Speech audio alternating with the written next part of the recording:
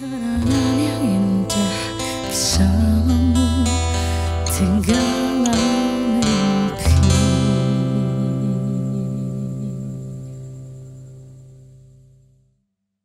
Apakah ini pantas menghentikan nafkah orang, rezeki orang? Ini organisasi super body sebenarnya. Kita bilang ada silent killer itu, kan ada orang yang check up bagus, semua oke, nggak ada keluhan, tahu pek. Ah, tapi itu ada yang lain penyebabnya. Yang silent killer itu yang jelas Radiolog, kemudian melakukan penelitian dan berkampanye. Anda tahu barangkali Dokter Terawan ya, dia katanya dia dokter radiolog yang kemudian melakukan penelitian dan melakukan pengobatan untuk otak, ya begitu ya. Nah, sebetulnya bisa nggak badan lembaga yang mengatur praktek kedokteran itu sendiri di bawah presiden. Tapi bagaimana lembaga-lembaga itu menyerap apa yang dirasakan masyarakat? Kemana kita harus konsultasi, kita sampaikan kalau misalnya ada keluhan mengenai suatu praktek dokter. Tunggu dulu.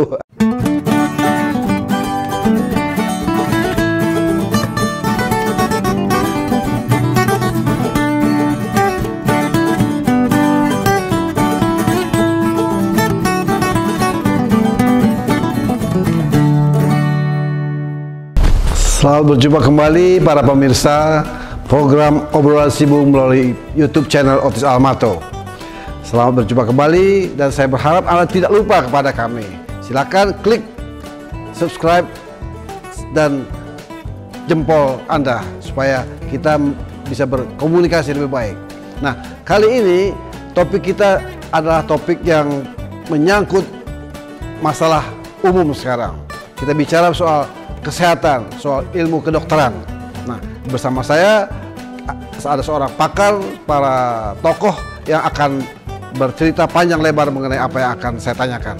Baiklah, pada hari ini kita masih merasakan adanya pandemi di antara kita. Nah, orang akan selalu bicara soal pandemi, tapi kali ini kita tidak akan menyinggung sedikit mungkin ya. Tapi ada masalah-masalah kedokteran yang akan kita bahas. Nah, saya akan berusaha mewakili Anda para pemirsa untuk bertanya mengenai soal-soal yang menjadi pertanyaan masyarakat. Pertanyaan pertama saya, Bung Merdi. Yes. Di masyarakat ini sekarang ada terdengar isu bahwa dokter itu mempunyai kewenangan yang luar biasa. Misalnya ya, sampai sejauh mana sebetulnya dokter itu bertanggung jawab kepada nama baiknya, atau kepada profesinya, atau kepada rumah sakitnya, tempat dia bekerja, atau kepada perusahaan obat yang menjual obat-obatannya. Karena sering ada pengalaman bahwa dokter memeriksa penyakit ringan, kemudian memaksa kita untuk tinggal di rumah sakit lebih lama, melakukan operasi barangkali yang barangkali tidak diperlukan, lalu juga menyediakan obat. Nah, barangkali Anda bisa bercerita, Bung Merdi. Iya, baik. Dunia kesehatan maupun kedokteran itu berkembang terus sesuai dengan kemajuan zaman. Ya, dokter itu sendiri bekerja bukan tanpa batas. Jadi kalau profesi kedokteran atau profesi apapun, dia bekerja di bawah aturan 3 norma sebenarnya. Apa itu? Norma. Jadi ada 3 norma yang menjadi dasar atau membatasi sebenarnya kegiatan dari profesi dokter itu sendiri. Yang pertama adalah norma etik atau norma etika. Itu yang sifatnya adalah sebenarnya panduan untuk dokter, atau aturan atau panduan dokter bersikap tindak dengan yang sifatnya adalah kegiatan yang baik dan benar gitu ya. Itu yang dilakukan oleh dokter dalam rangka etika kedokteran. Tujuannya adalah untuk menjaga martabat profesi kedokteran itu sendiri dan juga agar kualitas dari pelayanan itu baik. Nah, yang kedua adalah norma disiplin kedokteran. Norma disiplin kedokteran itu adalah dokter itu harus punya batasan dalam rangka melakukan praktek kliniknya. Jadi itu diletakkan dalam disiplin kedokteran. Jadi itu terkait dengan itu kita sebut sebagai code of conduct, itu dalam rangka disiplin kedokteran. Dengan code of ethics itu aturan yang membatasi dan sifatnya etika. Yang ketiga adalah norma hukum. Berarti pelanggaran-pelanggaran atau kesalahan-kesalahan secara sengaja maupun kelalaian itu bisa saja menjadi bagian daripada masalah hukum. Kalau antara dokter dan pasiennya terjadi konflik, misalnya sengketa. Jadi bayangkan 3 norma yang membatasi dokter. Jadi dokter nggak bisa berbuat semaunya begitu, tanpa batas gitu. Nah, lalu siapa yang mengontrol? Apakah ada departemen kesehatan atau ikatan persatuan dokter atau siapa? Jadi kalau kita lihat dunia kedokteran ini, sebenarnya zaman dulu sebelum tahun 2000-an, 2004 itu semua diatur oleh pemerintah. Oleh pemerintah, misalnya dokter lulus mau praktek itu keluar surat izin dokter dari Kementerian Kesehatan, berdasarkan atas ijazah dari sekolah kedokteran. Tapi kalau makin lama makin banyak sekolah kedokteran dan kualitasnya juga bermacam-macam, maka diputuskanlah waktu itu membentuk undang-undang praktek kedokteran. Nomor yang kemudian terbit dengan nomor 29 tahun 2004. Itu di situ muncul ada organisasi yang disebut self-regulating organization. Jadi badan lembaga yang mengatur praktek kedokteran itu sendiri. Lembaga itu namanya Konsil Kedokteran Indonesia. Di bawah Departemen Kesehatan? Bukan, di bawah Presiden.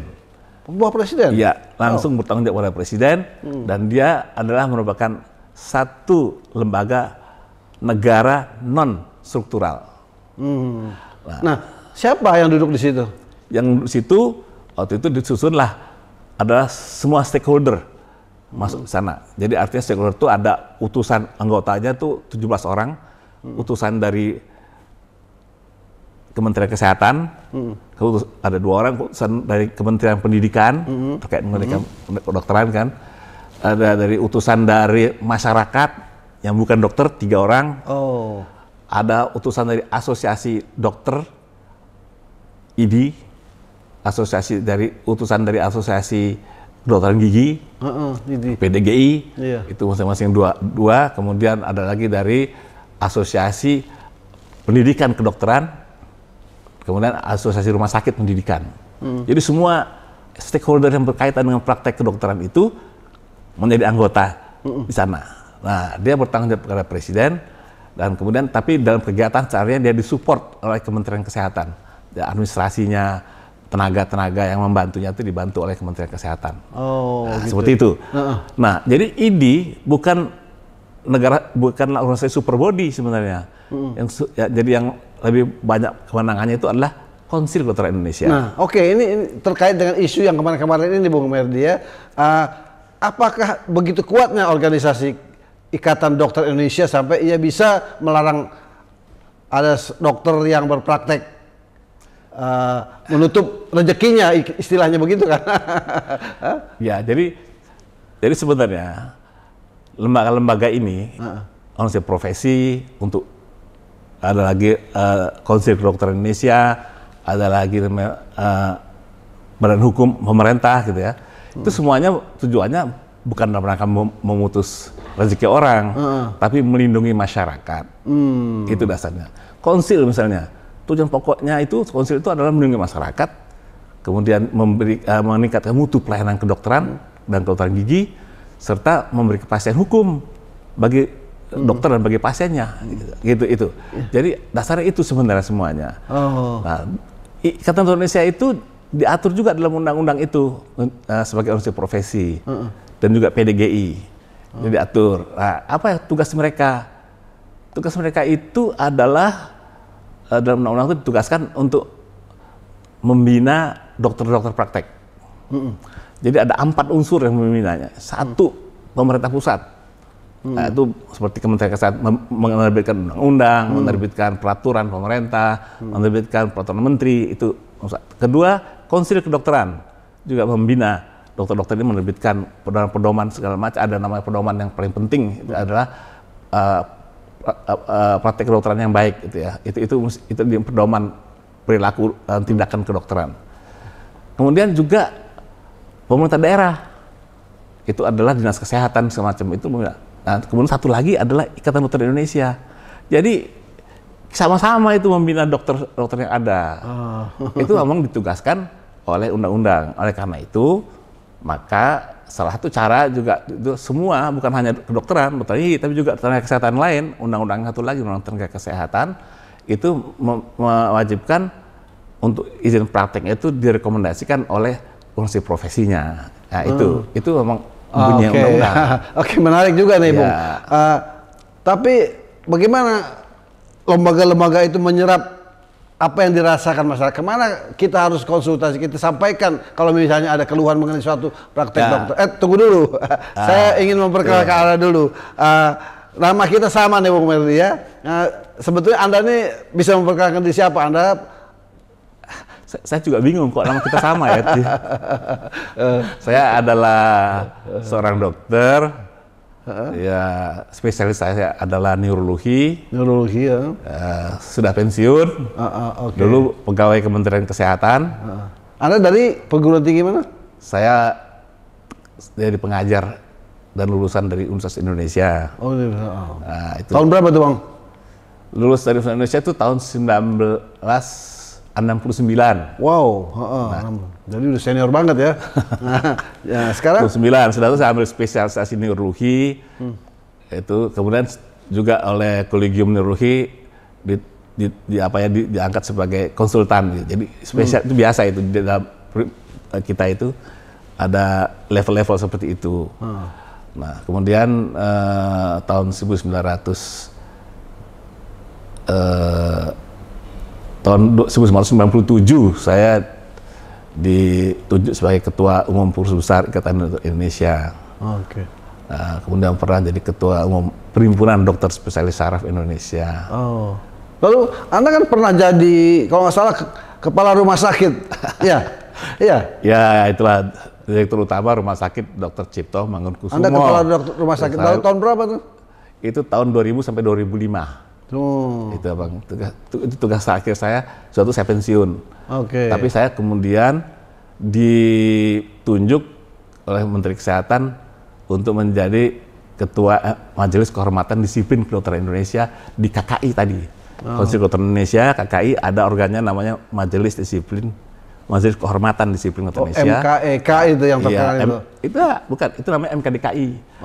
Itu norma disiplin yang ditegakkan. Makanya pertanyaan tadi, kalau ada apa-apa kemana masyarakat mengadu? Pertama bisa, kalau terkait dengan etik, bisa ke Ikatan Dokter Indonesia, ke Majelis Etik Kedokteran Indonesia. Ada di level pusat, ada di level wilayah, level cabang. Jadi itu ada semua.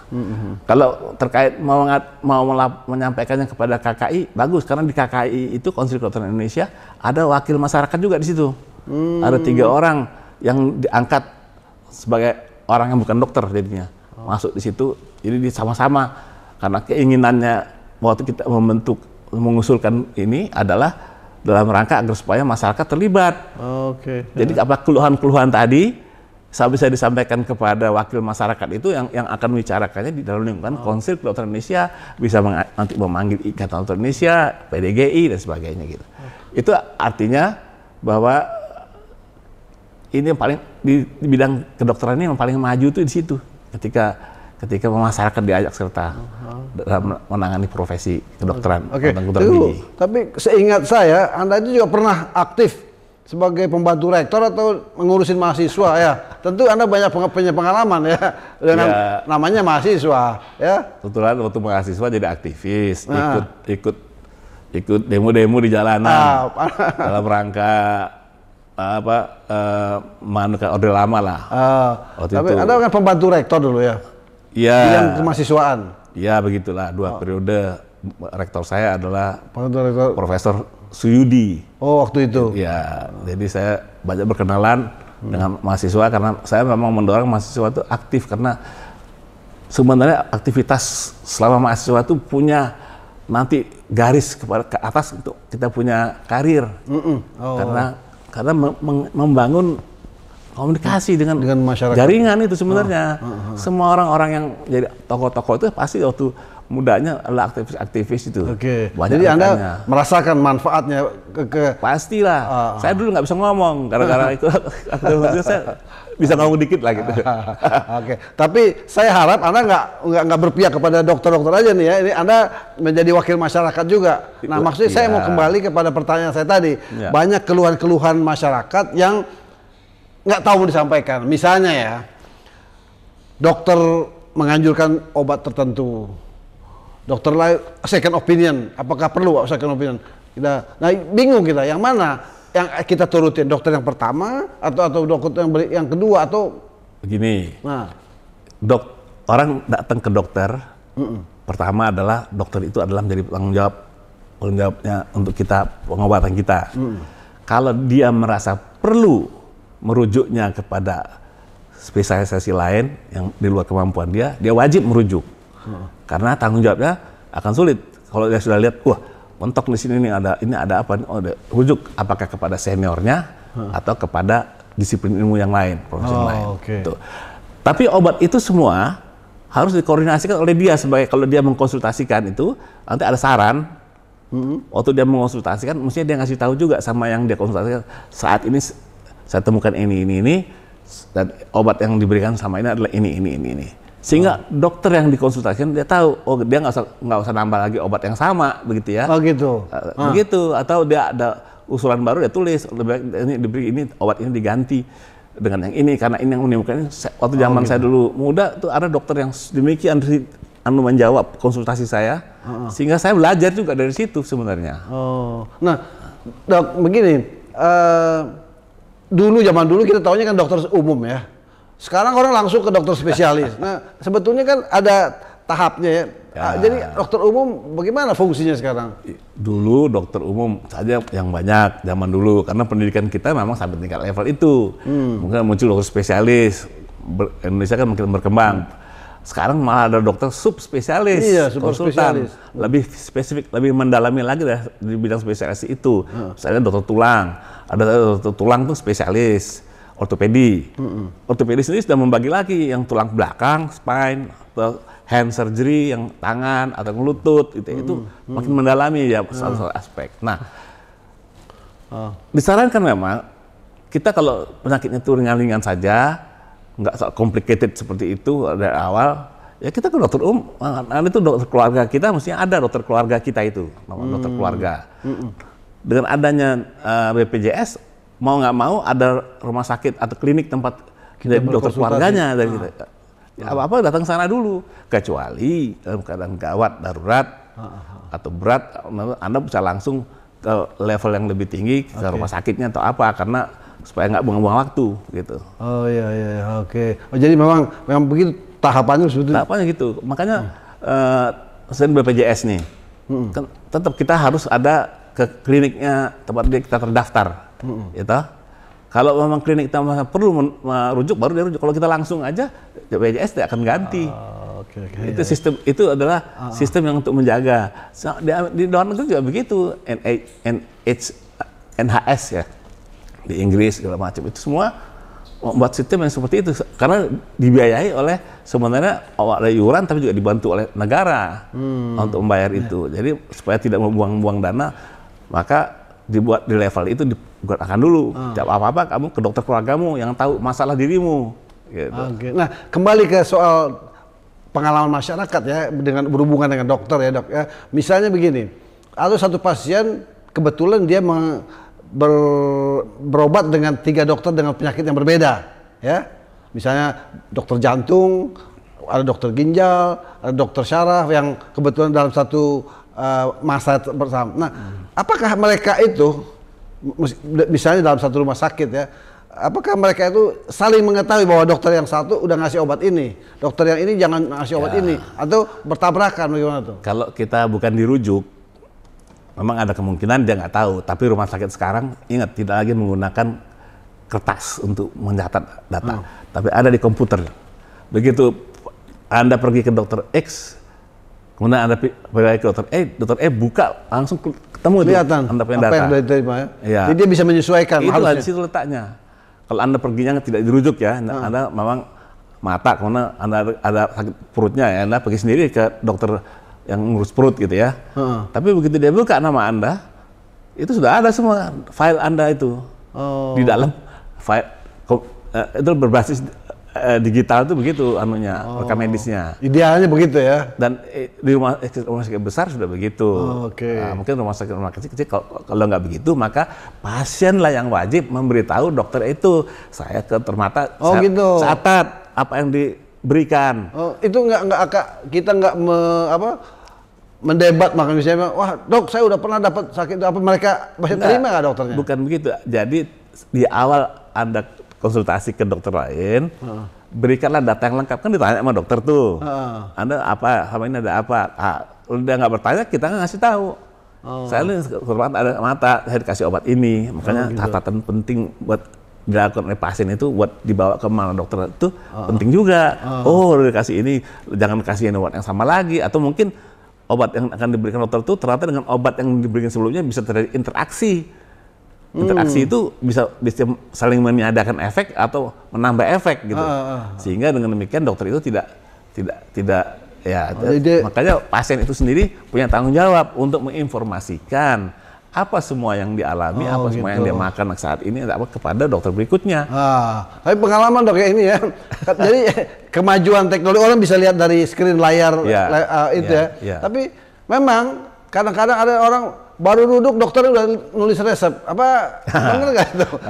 Itu belum kita keluhkan. Kalau dulu kan dipegang pakai stetoskop gini ya sampai ini sakit. Nah, sekarang langsung kalau tadi 2 tahun yang lalu, 2 tahun ini wajar lah masih ada COVID itu.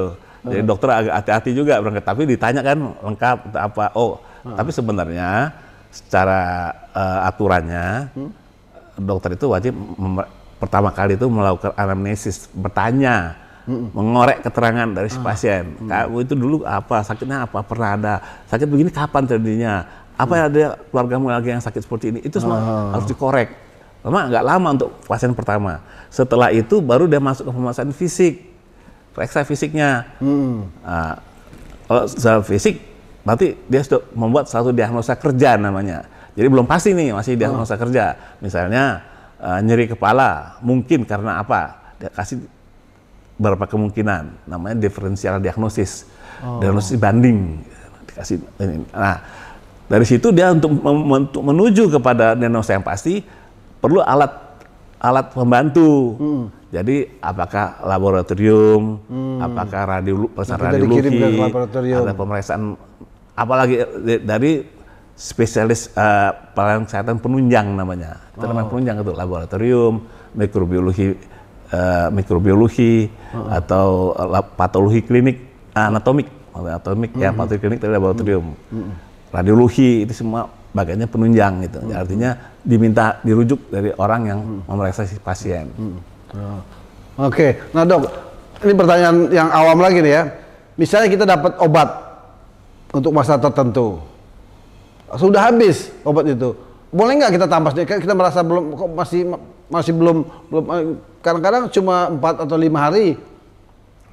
Jadi begini, kalau masih belum sembuh, nama-nama sendiri, tanggung jawabnya beralih dari si dokter kepada Anda sendiri.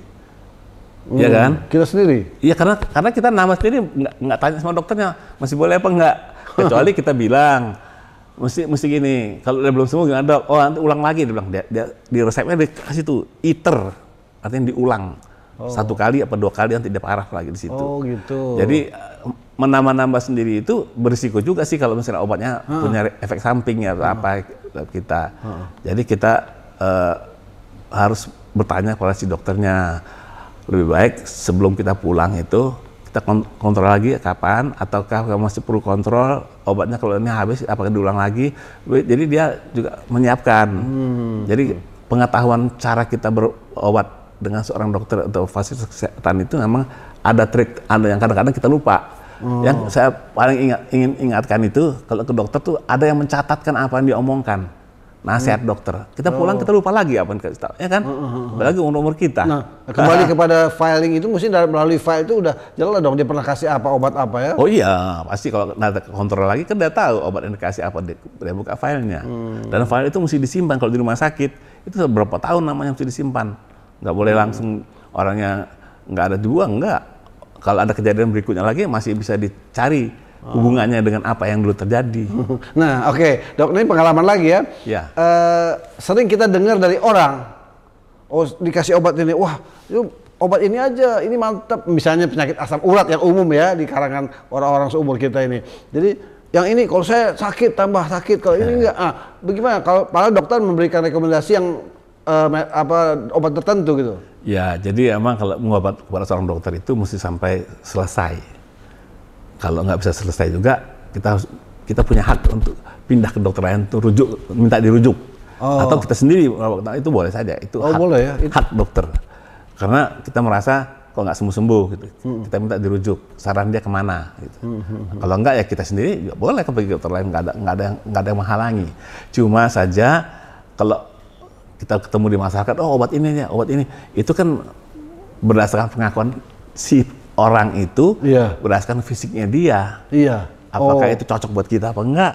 Belum tentu. Apakah kita punya kontraindikasi sama obat itu? Itu. Jadi orang-orang masing-masing berbeda ya? Karena nggak sama kondisi orang masing-masing. Si A cocok dengan obat ini, si B nggak cocok dengan obat ini. Kadang-kadang faktor apa yang menentukan? Tubuhnya atau apa kondisi apanya? Ya, kondisi tubuhnya, kondisi penyakit penyertanya, obat-obat lain yang dimakan, ada efek interaksi obat apa tidak gitu. Jadi itu semua makanya mesti kepada dokter, dan dokter juga mesti rajin bertanya gitu ya, jangan diem aja juga. Jadi banyak bertanya, mencatat apa yang dengan itu, yang berikutnya nanti emang sudah lebih mudah karena sudah tercatat semuanya. Oh gitu ya. Ya memang perlu pengetahuan ini juga ya, karena kadang-kadang kita merasa dokter tuh ya dari zaman dulu ya, dokter tuh kita terus takut aja gitu, apa aja itu berani. Gaya lama. Jadi gaya lama itu dokter tuh sifatnya dengan pasien paternalistik, namanya paternalistik. Jadi pokoknya enggak, saya nggak usah, ini aja. Itu udah hilang sekarang. Itu ya. Karena apa? Sekarang itu dokter pasien itu partnership. Kalau masih ada yang begitu, tandanya dia ketinggalan zaman. Itu mesti zaman baru partnership. Jadi dokter dan pasien bersama-sama melawan musuh. Musuhnya apa? Penyakit.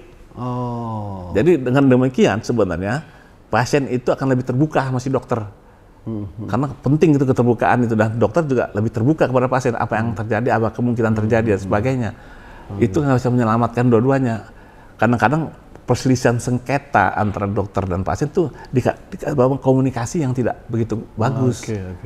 Jadi itu makanya cara berkomunikasi ya, kemampuan untuk berkomunikasi seorang profesional itu ada ilmunya sendiri yang harus dia lakukan. Dia harus membuat pasien itu merasa tidak takut, malah tidak khawatir, malah hilang khawatirnya. Itu berpengaruh juga terhadap kecepatan penyembuhan. Jadi dia tidak stres, takut pasiennya, dokter yang demikian akan menimbulkan stres pasiennya lebih berat gitu. Jadi makanya dokter pasien hubungan itu yang partnership itu penting sekali untuk dikembangkan. Nah, sekarang kan teknologi sudah begitu canggih ya dok ya. Jadi kita lihat di media sosial banyak sekali kan orang cerita begini atau iklan promosi obat segala macam. Nah itu bagaimana tuh dokter sendiri? Apakah seorang dokter boleh mengatakan bahwa dia berhasil menyembuhkan dengan obat ini, atau pasien mengakui bahwa saya enak kok udah minum obat ini, rasanya kok agak.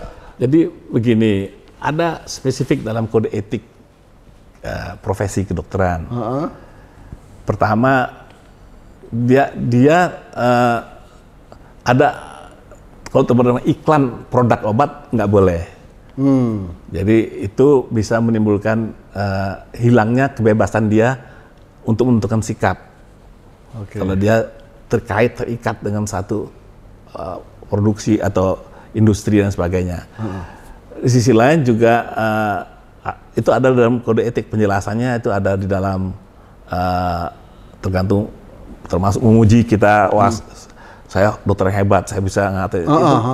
Itu dikaitkan pasal 3 kode etik, itu ada keterangannya yang mengatakan itu memuji diri sendiri segala macam itu tidak dibenarkan. Gitu. Nah, apalagi terlibat dalam iklan. Karena ada obat yang tidak boleh diiklankan, yaitu obat daftar G namanya. Nggak boleh diiklankan? Nggak boleh. Obat ya, produk obat. Itu adalah hanya boleh antara dokter dengan industri atau dengan ilmu kedokteran dan dengan pasiennya. Tidak bisa diiklankan seperti obat-obat bebas. Tapi obat-obat bebas itu obat-obat over the counter namanya. Itu obat itu bisa dijual seperti bebas. Kalau itu paracetamol, itu obat itu bebas. Itu bebas. Ada bebas terbatas juga yang harus hati-hati karena mengandung beberapa zat tertentu. Nah, jadi karena itu ya dokter perlu betul mempelajari kode etik kedokterannya dan mempelajari aturan disiplin profesionalnya yang ada ditetapkan oleh konsil kedokteran. Itu yang penting harus diketahui. Ya, karena dan diterapkan saya. Nah, sebaliknya dari sisi kacamata penderita atau pasien, dia tentu terpengaruh oleh testimoni orang di iklan atau di media sosial ya. Wah, saya udah sembuh minum obat ini. Nah, kalau itu sih emang nggak aja dilarang orang testimoni. Siapa aja bisa testimoni. Karena begini, ada yang namanya, kalau kita lihat misalnya pengobat tertentu ya, pengobat tradisional atau apa gitu ya, kalau dia tanya gitu kan suka, jawabannya ditanya, oh udah enakan. Udah enakan tuh udah sembuh tuh enggak? Kalau mesti persoalannya kan, ada tuh saya melihat rekaman-rekaman dari bentuk-bentuk pengobatan yang non kedokteran. Tentu kalau kedokteran nggak bisa diiklankan seperti itu. Nggak bisa. Nggak bisa, karena si dokternya terikat dengan tadi itu kode etik gitu ya, terikat di situ. Tapi cara pengobatan itu ditulis artinya secara umum oleh media atau apa itu boleh saja. Ada cara pengobatan baru, ada alat baru datang dari mana, ada ini yang bisa dimainkan sebenarnya namanya PET scan. PET scan tuh sini agak jarang, mahal sekali. Itu lebih tajam lagi melihat isi tubuh kita. Gitu. Itu orang bisa menceritakan itu, bisa menjelaskan. Jadi itu bedanya antara iklan dan memberikan informasi. Dokter boleh saja memberikan informasi di televisi dalam kaitan dengan satu jenis pengobatan baru yang sudah diakui, jenis pengobatan baru yang sudah terbukti secara ilmiah. Itu boleh. Itu namanya bukan mengiklankan. Gitu. Makanya atau kadang-kadang dulu ada dokter yang selalu bicara setiap hari apa itu menjelaskan pada masyarakat. Ya itu nggak apa-apa. Walaupun kadang-kadang jadi orang lihat dia terus-terusan ada, orang datang ke dia, itu sih efek untung aja, bukan efek samping. Bukan, tapi dia nggak boleh mengatakan bahwa ini saya bisa ngobatin, karena dia mau menjelaskan itu belum tentu dia ahli tentang bidang itu, tapi dia mengerti tentang itu, dia menjelaskan supaya masyarakat mencari pertolongan pada orang yang kompeten untuk penyakit itu. Gitu. Penjelasan Dr. Merdias tadi kelihatannya sudah cukup menjelaskan kepada para pemirsa mengenai apa-apa yang perlu diketahui oleh kita pasien terhadap hubungan kita dengan dokter. Tapi masih ada beberapa pertanyaan yang ingin saya tanyakan kepada narasumber kita kali ini. Misalnya dok, jadi berarti dokter itu sebaiknya lebih kuratif ya sifatnya ya daripada preventif. Jadi mencegah supaya orang jangan berobat dulu dong. Ya, jadi yang paling baik itu preventif duluan. Oh, preventif. Preventif duluan itu ya kalau dokter datang ke dokter misalnya gini, sering kita nggak tahu apa penyakit kita, gitu kan? Yang kalau kita tahunya belakangan, kita nggak pernah kontrol ke dokter, kemudian muncul suatu penyakit yang kemudian malah bisa kita lebih parah gitu ya. Maka bertanya kepada dokter itu menjadi satu bagian yang penting, terutama dalam usia kita yang sudah makin dewasa itu ada waktu-waktu kita mesti memeriksakan diri kita kepada dokter untuk melihat apakah ada sesuatu. Nah, makanya kan kalau kita nggak tahu, misalnya kita sebut sebagai silent killer gitu. Silent killer ya. Silent killer, orang hipertensi. Kita nggak tahu, nggak pernah periksa, kita tahu komplikasinya terjadi. Nah itu, padahal kita dianjurkan untuk check up, general check up. Itu preventif namanya, check up itu. Jadi check up itu preventif. Maka kita kalau kita masih muda ya nggak usah tiap bulan atau setahun sekali kita check up masih cukup. Check up yang sederhana aja, nggak usah yang lengkap sekali, sederhana dulu. Dilihat, orang pasti ukur tensinya, ukur nadinya, ukur labnya yang tertentu yang penting-penting. Nggak usah pakai CT scan segala macam, nggak usah. Itu yang basic.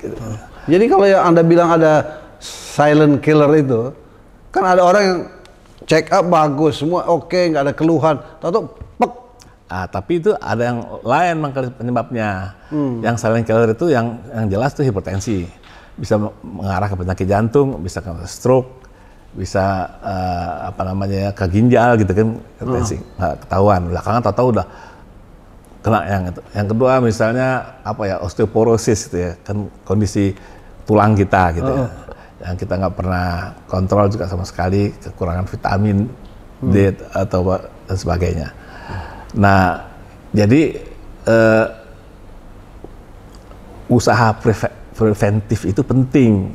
Bahwa preventif yang paling mudah dilakukan itu adalah melakukan pemeriksaan kesehatan sebelum dia sakit. Jadi karena itu ada istilah mengatakan mencegah lebih baik daripada mengobati. Nah dok, ini kita kembali kepada lingkungan ya, kita lihat televisi, lihat cerita orang, dengar, apalagi ada media sosial ya, sering kita mendengar bahwa banyak petuah nasihat, lebih baik jemur badan, ada yang bilang jam 6 pagi, ada yang bilang percis di matahari, ada yang bilang minum air putih yang banyak. Atau ada lagi yang bilang jangan minum air putih terlalu banyak. Nah, yang mana? Sebetulnya mesti ada lembaga ya yang menunjukkan bahwa ini yang benar loh. Bertanya kepada yang benar, orang yang benar. Siapa itu terkait dengan kesehatan. Ya, jadi begini, memang pendapat itu bisa berganti-ganti ya. Hasil penelitian itu bisa berubah juga. Ada perubahan-perubahan sistem ekosistem dan sebagainya. Kita misalnya perlu menambah vitamin D, apalagi di masa-masa ini karena itu vitamin D siapa itu, saja perlu, manusia. Sebenarnya kalau kita semua lancar aja masukan kita, gizi kita sebagaimana gizi yang seimbang menurut ilmu gizi kesehatan kita, jadi kita cukup ada kita makan daging, ada kita makan ikan, kita makan telur, ada juga kita makan sayur atau buah dan sebagainya. Sebenarnya kita nggak perlu makan vitamin, sebenarnya sudah terpenuhi dari semua unsur makanan itu. Tapi ada kondisi-kondisi kita yang memerlukan karena asupannya kurang. Misalnya kalau kita lagi sakit, asupan nafsu makan berkurang, maka asupan vitaminnya juga turun karena asam kurang. Disitulah kita perlu vitamin. Mungkin kita baru sembuh dari penyakit, juga kita memerlukan tambahan vitamin, atau mungkin karena proses perbaikan lah sebagainya. Atau ibu hamil misalnya, karena ada kebutuhan tambahan, ada ibu nyusui, semua itu memerlukan. Nah, masa COVID ini kita perlu meningkatkan daya tahan tubuh kan. Nah, ternyata daya tahan tubuh bisa dinaikkan dengan vitamin D, vitamin C, vitamin E gitu ya. Ada beberapa vitamin. Nah, vitamin D yang murah itu sebenarnya berjemur itu yang murah. Tapi kita dibikin pusing dari berbagai penemuan yang berbeda. Kalau ada buka tuh Google itu ada katakan itu ya kan matahari itu ngandung ultraviolet A, ultraviolet B, ultraviolet C. Tergantung dari panjang gelombangnya. Yang paling panjang gelombangnya itu adalah ultraviolet A. Yang paling pendek itu yang C. Yang paling bahaya itu yang C. Untungnya di lapisan udara kita ada yang namanya ozon, lapisan ozon, yang menahan itu yang C tadi. Gitu. Jadi nggak baik berjemur terlalu banyak ya? Tunggu dulu. Yang di antara yang baik, yang antara A, B, C itu yang nggak baik itu panjang gelombangnya lebih pendek, tidak terlalu panjang. Itu namanya yang B tadi. Ultraviolet B itu menurut teorinya di tempat kita ini, di matahari khatulistiwa ini, bermacam-macam pendapat. Ada yang bilang paling bagus tuh antara jam 10 sampai jam 3 sore atau 5 sore gitu. Ada yang bilang Enggak, jam 9 di bawah jam 10 jam 9, antara jam 7 jam 9 gitu. Ada juga yang mengatakan. Jadi karena ultraviolet A itu pagi, ada yang mengatakan antara jam setengah 6 pagi atau 5 pagi sampai jam 7 pagi, maka kalau saya sih saya ambil jam 9 aja deh. Karena jam 9 itu ya relatif bisa masuk pada kriteria yang ada. 9, jangan lama-lama. Cukup cuma 5 sampai 15 menit atau 20 menit.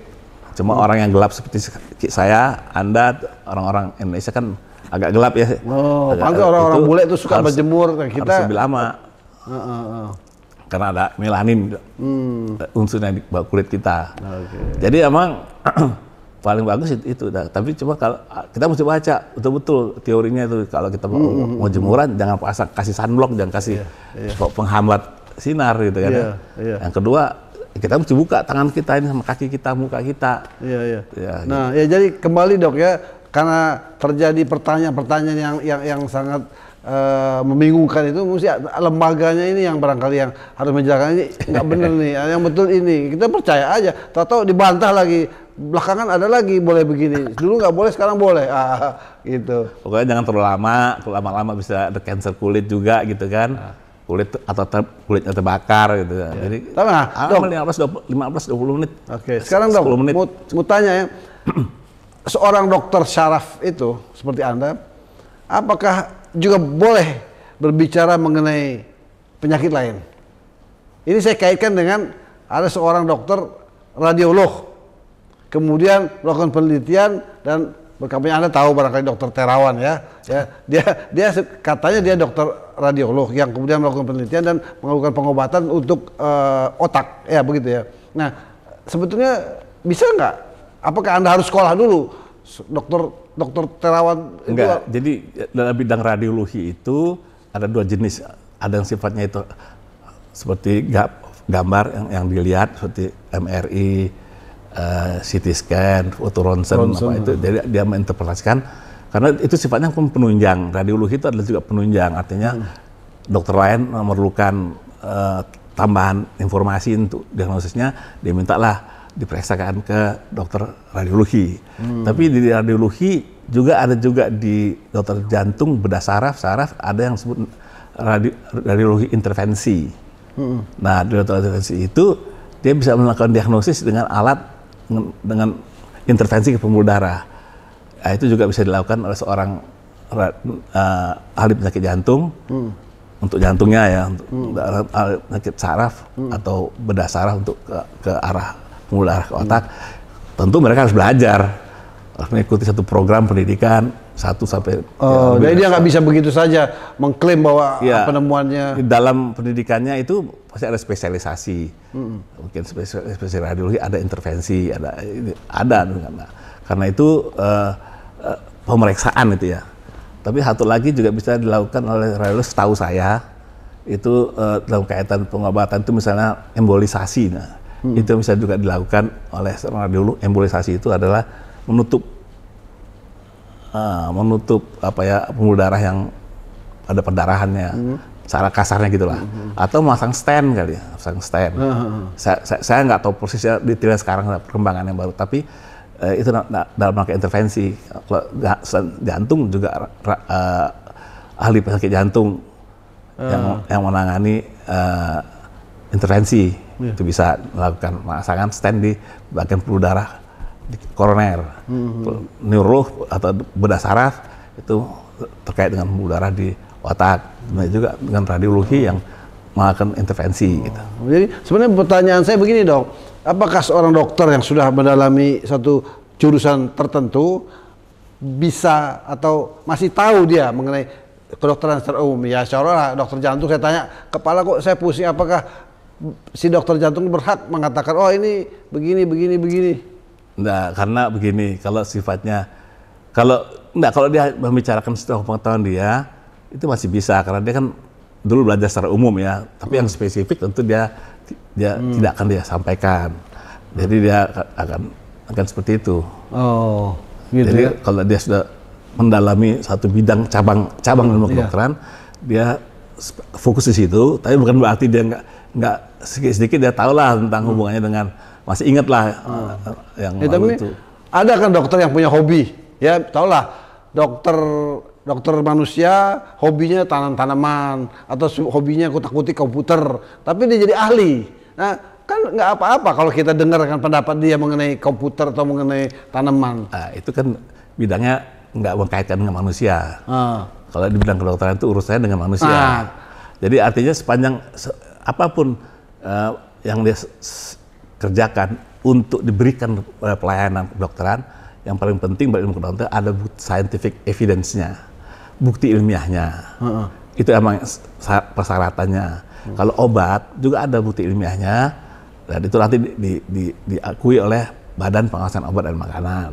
Kalau pelayanan pengobatan, bukan obat, bukan produknya, tapi pengobatan itu harus memenuhi standar pelayanan berdasarkan hasil penelitian ilmiahnya. Ya begitu, itu sederhana. Nah kembali ke dokter Terawan ya, dan juga kembali kepada bahwa pengakuan pasien, ternyata banyak sekali pasien mengatakan sudah berhasil. Tapi itu nggak bisa dipegang menjadi suatu jaminan bahwa dia tuh berhak untuk mengobati penyakit itu. Ya sekali lagi itu kan aturannya adalah scientific evidence, bukti ilmiah. Siapa yang harus melakukan itu?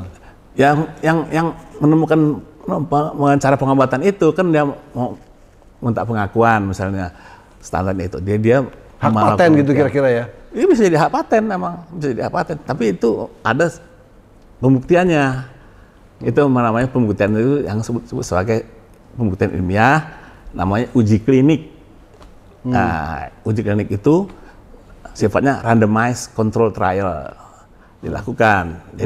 Jadi akan terpisah tuh, tidak akan ketahuan mana yang betul-betul ada kesembuhannya dibandingkan ada yang mungkin tidak ada pengaruhnya atau malah memburukkan. Itu mesti semua dilihat. Jadi itu mesti, ya itu persyaratannya untuk diakui. Nah, kalau gitu kenapa dokter Terawan nggak dibuktikan aja hasil penelitiannya? Lah iya, makanya yang membuktikan yang menemukan. Oh gitu. Iya. Jadi nggak ada lembaganya. Jadi sementara dia orang udah ngaku bahwa saya sembuh. Ya makanya saya kembali lagi hanya pada persoalan testimoni itu. Yang testimoni yang sembuhnya, yang tidak sembuh tidak melakukan testimoni. Kan begitu teorinya ya. Saya nggak mendalami itu, jadi saya nggak campur sana. Tapi secara umum, secara teorinya, karena itu kenapa mesti ada randomized control, ada pembandingnya. Jadi ketahuan nanti di antara yang diberikan dan yang tidak diberikan, misalnya, apakah ada perbedaan bermakna nggak? Kalau ada perbedaan bermakna, berarti artinya dia yang perbaikannya hebat, yang bermakna pada yang diberikan, berarti kan dianggap bahwa dengan demikian dia terbukti secara ilmiah gitu. Jadi untuk bukti ilmiah itu juga ada levelnya, level 1A, 1B, 2A, 2B, 2C. Itu tergantung dari jenis penelitian yang diadakan. Nah, oke lah, Dok, ya saya mau tanya lagi ini mengenai, lalu kembali ke dokter Terawan, dianggap dia belum bisa diakui lah ya hasil penemuannya. Lalu kok bisa dilarang dia, dikeluarkan dari organisasi Ikatan Dokter Indonesia? Itu kan prosedur administrasi masih di kembali ke soal nafkah orang, apakah ini pantas menghentikan nafkah orang, rezeki orang? Jadi saya katakan tadi, fokusnya bukan soal nafkah, soalnya perlindungan masyarakat. Kan di situ letak intinya. Jadi perlindungan masyarakat itu sebenarnya sederhana, kalau itu dibuktikan saja karena IDI waktu itu dalam kode etik, majelis kode etik, ya dibuktikan di sana saja, mana hasil penelitiannya diakui apa tidak dan sebagainya. Itu akan selesai sebenarnya. Jadi bahwa dalam etika itu memang ada beberapa langkah atau tindakan atau terhadap pelanggaran. Ya. Kalau nggak ada pelanggaran nggak ada masalah. Kalau melanggar etik itu yang ringan mungkin ada teguran. Kalau lebih berat lagi mungkin ada penghentian sebagai anggota ya, bukan menghentikan praktek, menghentikan sebagai anggota Ikatan Indonesia sementara. Itu memang kaidah di organisasi profesi begitu. Gitu. Jadi sebenarnya relatif persoalannya hanya persoalan. Jadi menurut saya sih nggak ada sengketa antara dokter T dengan organisasi, tapi persoalan penegakan etik sebenarnya. Etika. Iya. Jadi masing-masing harus tunduk kepada etika. Nah, karena kode etik itu sudah diakui oleh dunia juga, oleh World Medical Association, kita ikutin saja prosedurnya. Kalau diikutin dan sudah terbukti, kan nggak ada masalah sebenarnya, gitu kan? Sebenarnya, kalau misalnya nggak terbukti, tinggal menghentikan. Nah, ini masih kaitannya, Dok. Sekarang dokter yang bersangkutan tadi dikeluarkan, lalu lahir lagi organisasi baru. Nah, ini positif apa negatif jadinya? Ya. Kalau dilihat dari segi demokrasi sih, makin banyak, makin bagus ya. Jadi Undang-Undang Praktek Kedokteran sudah menyatakan organisasi profesi untuk dokter adalah Ikatan Dokter Indonesia. Maksudnya apa tuh? IDI. Maksudnya bahwa dia berwenang. Yang cuma satunya. Diberi kewenangan cuma satu. Untuk dokter gigi, Perhimpunan Dokter Gigi Indonesia (PDGI). Jadi memang begitu, di seluruh dunia itu hanya ada satu National Medical Association. Kok begitu, Dok? Yang begitu karena ini profesi, ada tugas. Tugasnya apa? Tugasnya dalam undang-undang itu adalah pembinaan anggota, penegakan etik. Beda sama Persatuan Wartawan Indonesia, ada wartawan, boleh aja ada wadah lagi. Itu kan, itu bukan profesi. Nah, apa itu profesi? Profesi itu adalah sebuah pekerjaan yang didasari oleh yang mempunyai persyaratan khusus tentang pengetahuan, keilmuannya, maupun keterampilannya yang khusus. Yang mudahnya sekarang berarti dia harus melalui satu proses pendidikan profesi. Kalau ada pendidikan profesi, dia jadi profesi. Jadi nggak semua pekerjaan itu profesi. Sekarang bankir, saya jadi bankir. Apakah saya dokter? Boleh nggak saya kerja di bank? Dokter hewan, boleh nggak kerja di bank? Ahli hukum, boleh nggak kerja di bank? Boleh saja, karena di bank tidak mempersyaratkan entah apa, nanti mereka di dalam bank itu kan mereka dilatih untuk mengerjakan pekerjaannya. Jadi maka lihat bahwa di bank itu orang-orang yang bekerja di situ bermacam-macam anunya sebenarnya. Jadi itu bukan profesi, bankir itu, it's not a profession, itu adalah pekerjaan. Yang kalau dia ada harus syaratnya pendidikan khusus profesi tertentu, baru dia jadi profesi. Jadi wadah profesi itu memang harus satu. Iya, satu karena ada tugasnya. Kalau nggak nanti bingung, ada standar etik. Nanti ada oleh satu lagi bikin standar etik. Tapi jadi dalam kaitan seperti itu, organisasi boleh aja berdiri, tapi dia is not a profession. Organization. Itu intinya. Karena ada tugas. Dan itulah sebabnya makanya dulu dalam buat naskah akademik, Departemen Kesehatan, Departemen Pendidikan, Departemen Hukum itu sepakat dengan DPR, karena DPR dulu menjadi untuk undang-undang kedokteran ini menjadi apa namanya, penengah, bukan penengah, jadi tempat mengadu, bukan, yang inisiatif DPR jadinya. Hak inisiatif ya. Untuk membuat undang-undang ini menjadi inisiatif DPR. Jadi DPR lah yang mengkoordinasikannya, Komisi 9 dulu namanya Komisi 9. Itu sangat menjelaskan kepada kita pemirsa. Tapi ada sebelum kita tutup, saya ingin bertanya, pandemi udah hampir habis nih ya. Lalu katanya akan menjadi endemi. Apa sih? Apa dianggap bahwa orang terus penyakit itu nggak ada lagi atau bagaimana? Jadi kalau dia pandemi itu kan berada hampir di seluruh negara di dunia ini ada dia. Dalam keadaan jadi apa ya? Jadi menularkan ke seluruh dunia dia. Jadi pandemi. Tapi nanti kalau dia kurang di negara sudah negatif, banyak negatif, dia menjadi endemis di negaranya, masih ada. Iya endemis namanya. Jadi sampai nanti mungkin negaranya juga hilang kuman itu. Jadi misalnya dulu kita apa ya, endemis di sini ya, dulu kan cacar misalnya dulu kan. Tapi setelah ada vaksinasi kan hilang cacarnya. Jadi ini nanti akan ada vaksinasi COVID misalnya. Apa penyakit itu sendiri, apa bahayanya berkurang? Kok orang sekarang boleh buka, boleh lebih santai? Dilihat dari hasil tracing. Ternyata yang baru-baru, kasus baru itu makin menurun, makin landai. Kemudian yang kedua, angka kematiannya juga makin turun. Nah, saat itu bahwa ini terjadi perbaikan. Nah, Jadi dikasih batasan. Sekarang sih masih apa namanya PPKM level 1 barangkali ya sekarang ya. Masih PPKM, belum hilang sama sekali. Nah, jadi artinya protokol kesehatan seperti ini harus dipakai sebenarnya. Kecuali kita sudah di luar rumah bisa dibuka, gitu kan aturan yang baru kan. Tapi di dalam rumah kita mesti pakai. Kalau kita berkerumun, kalau kita banyak orang di sini, pakailah itu. Makanya waktu pertemuan Adiuswa Senior Club, tempat saya dan menyelenggarakan hari Raya kemarin, wajib pakai masker semua dalam karena banyak yang datang. Kalau kita cuma berdua atau bertiga, sepanjang ada tempat AC keluarnya udara, kita sudah bisa dan kita semua aman ya sudah aman gitu. Nah, ngomong-ngomong soal Adiuswa nih, apa sih yang Anda lakukan, Dok? Oh ya, Adiuswa, ya. Apa menghimpun apa itu? Apa? Itu memang kegiatan lansia kami karena sudah lansia, sekarang kita bikin usaha untuk lansia, kegiatan sosial ya. Itu artinya satu klub, Adiuswa Senior Club. Ini kebetulan apa nih ada Oh ini ya. diberikan oleh tempat kita memberikan. Oke. Kasih boleh.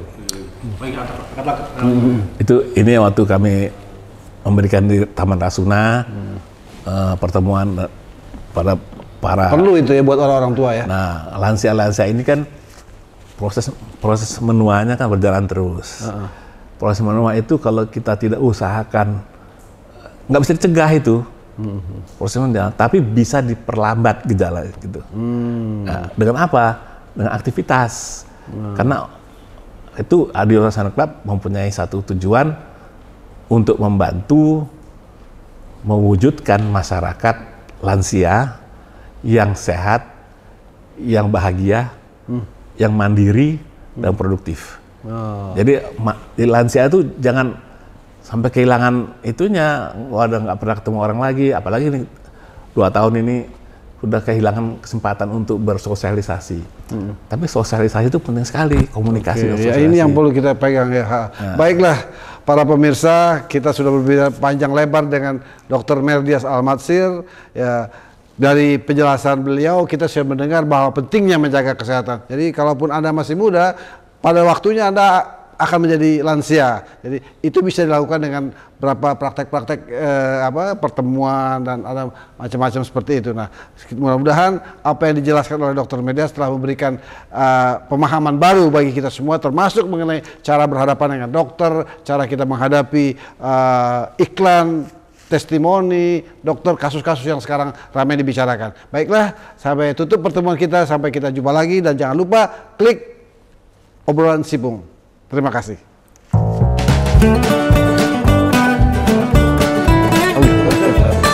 Terima kasih, Dok.